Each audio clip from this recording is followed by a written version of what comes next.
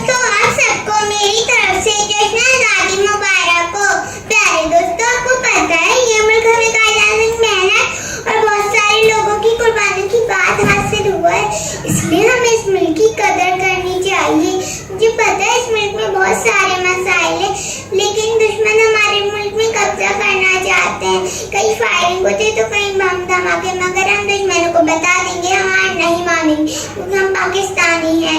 मैं अपने वतन के उदास लोगों के लिए एक नज़म पेश करना चाहूँगी। मेरे वतन के उदास लोगों, ना खुद को इतना हकीर समझो कि कोई तुमसे हिसाब में मांगे, ना खुद को इतना कलील समझो कि कोई तुमसे कहे आके वफाएं अपनी हमें लुटा दो, वतन ही अपना हमें थमा दो।